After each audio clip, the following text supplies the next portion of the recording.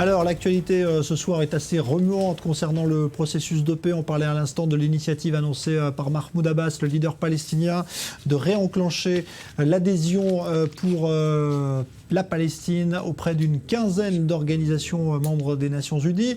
On attend le retour de John Kerry demain à Ramallah pour rencontrer Mahmoud Abbas.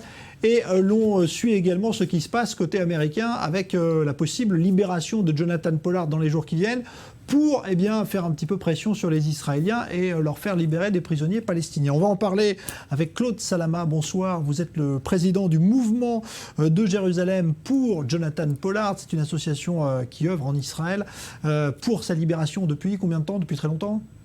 Depuis quelques mois, et je vous expliquerai la genèse, Jean-Charles, ultérieurement. En fait, c'est parti, très brièvement, c'est parti avant Rosh Hashanah, parce que dans le poste anglais que je reçois, il y avait une photo de Pollard et une protestation très dure de lui vis-à-vis de l'État d'Israël. Il se sentait abandonné, il était extrêmement triste et amer. Donc 29 ans, on rappelle qu'il est incarcéré. Oui, parce qu'il est en prison, il est dans sa 29e année de prison.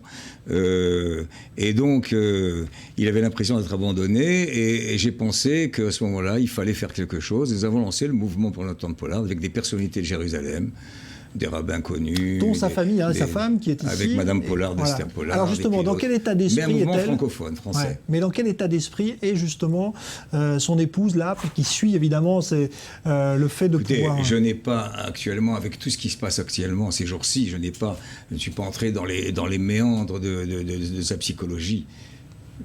Oui, non, mais vous pouvez continuer à parler, parce qu'effectivement...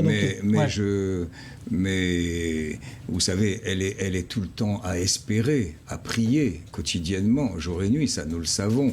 Elle ne se remet pas de ces difficultés, parce que finalement, le dossier Pollard, maintenant, il est clair. Mais on en parle quand même beaucoup depuis quelques temps, là. Ça revient, sa libération semble proche d'aboutir depuis pas mal de mois. Et là... Depuis hier, elle n'a peut-être jamais été aussi proche. Alors je corrige, c'est vrai, vous avez raison, la fin de votre phrase est vraie. Sa libération n'a jamais été aussi proche, nous le sentons, nous l'espérons quotidiennement et chaque heure. Mais il y a quelques mois, tout le monde avait baissé les bras. Pourquoi? Et c'est pour ça que j'ai lancé ce mouvement. Pourquoi? Parce qu'Obama, le président Obama était venu, et le pays hôte, c'était Israël. On s'attendait à un geste du président Obama. Il n'y a pas eu de geste. Il a dit non, je ne libère pas.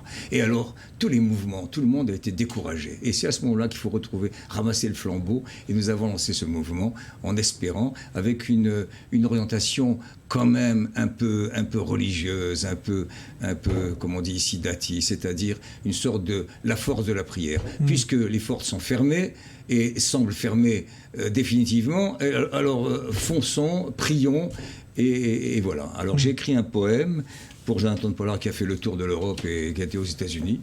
Mais alors, par justement, Internet. Aujourd'hui, on a vu là que Jonathan Pollard devait être entendu par la commission de libération sur parole du pénitencier où il est incarcéré aux États-Unis, qu'il a fait annuler cette audition. Qu'est-ce que ça signifie? Ça veut dire qu'il n'a pas envie de faire partie de cet échange-là? Votre question est très judicieuse. Je ne sais, enfin je sais, je me doute des raisons. Je n'ai pas la preuve formelle, je ne suis pas là-bas. Mais ça s'est déjà passé. Dans le passé, on avait dit à Jonathan Pollard, vous allez être échangé contre des terroristes. Il avait dit non. Donc ça, il refuse. Il refuse. Alors, est-ce qu'il va persister dans cette attitude alors qu'il est quand même assez malade, fatigué et découragé un petit peu?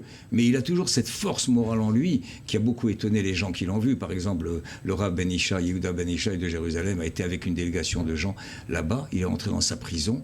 Il a dit, je croyais voir un homme affaissé. Pas du tout. Quelle force morale! Voilà. Même s'il est affaibli par la maladie, on le dit ça aussi. Oui, parce qu'il y a des gens qui sont affaiblis par la maladie, mais qui gardent toujours, je suis médecin, je le sais, qui gardent toujours une force morale en eux qui les soutient jusqu'au bout. Bon. Et donc, il y a cette injustice aussi, il y a ce déni de justice que personne ne comprend. Vous savez que les Américains ont un système juridique où il y a un plea agreement. D'ailleurs, ça se passe aussi en Israël. On a un accord entre la défense et l'accusation, et on dit voilà, vous acceptez de reconnaître tel tort, nous on enlève tel tort, et on vous donne telle peine de prison, est-ce que vous êtes d'accord? Et à ce moment-là, il n'y a pas de procès. Et ça arrangeait tout le monde à l'époque, parce que tout le monde était mal à l'aise sur ce procès. Vous savez que le dossier d'accusation de Pollard avait été malheureusement communiqué par Israël et Rafi Eitan, le chef direct de Pollard, aux Américains qui l'avaient exigé. Ça ne s'est jamais vu dans les milieux d'espionnage. C'est un incident diplomatique très grave. C'est un incident épouvantable. Et donc, on avait dit à Pollard, vous en avez pour 10 ans maximum, au bout de 5 ans, on vous libérera, etc. Et tout le monde le croyait, même ici. Et finalement, il s'est passé quelque chose d'inouï dans ce dossier. C'est que le plea agreement qui avait été signé n'a pas été respecté par le juge. Et pourquoi ?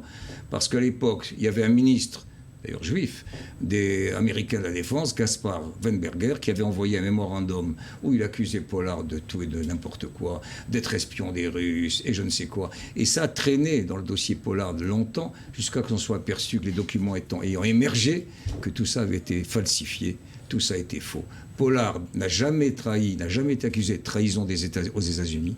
Il est accusé de passage d'informations à un ami, à un pays allié des États-Unis. Maximum 4 ans de prison.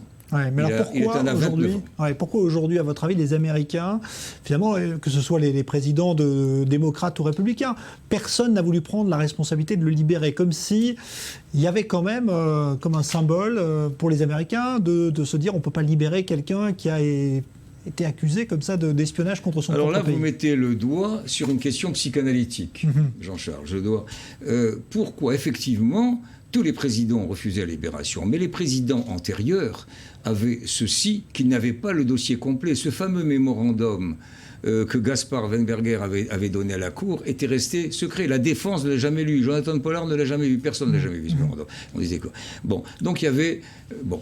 Et c'est vrai, peut-être, et là on est dans psychanalyse, peut-être qu'effectivement les Américains se disaient un juif américain, c'est pas un juif israélien, il est maintenant israélien. Mais il ne l'était pas. Donc un juif américain qui a transmis des informations, on doit le punir très durement pour faire un exemple. Et finalement, on a l'impression que c'est un peu ça. Et alors, mais pour Obama, le président Obama, il y a moins d'excuses. Il est au courant de tout le dossier. Jonathan Pollard atteint maintenant 29e année de prison.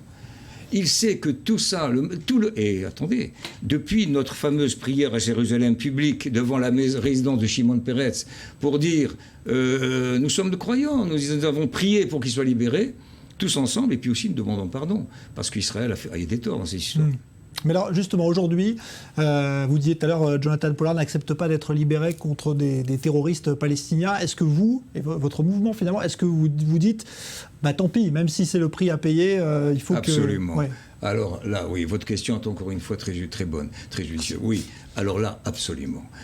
Il y a eu déjà 3 contingents de terroristes qui ont été libérés sans avoir Jonathan Pollard. Nous disions, mais comment le Premier ministre Netanyahou peut-il accepter ça ? Pourquoi n'a-t-il pas obtenu au moins Jonathan Pollard ? Ces gens seront libérés de toute manière. Il y a des accords, il y a des discussions. Ils sont libérés. Il y a un engagement d'Israël à libérer. Ils seront libérés. Mais au moins que 2 ayants Jonathan Pollard. On a libéré pour Shalit, on a libéré 1000 terroristes. Alors 20 pour Pollard, que voulez-vous ? Moi je pense qu'il faut libérer Pollard. Il a assez payé pour avoir seulement voulu de tout son cœur, s'y prouver, de tout son cœur, aider l'État d'Israël. Aider Israël, par amour d'Israël, qu'il a depuis chevillé au corps. Donc lui ne serait pas d'accord, mais pour ceux qui le soutiennent, sa famille, vous, son comité de soutien, il n'y a pas photo aujourd'hui, il doit sortir, même si on doit libérer les prisonniers. Il doit sortir. On réfléchira après. Nassé Venishma. On réfléchit après. Maintenant, Jonathan Pollard a assez payé. Il doit sortir.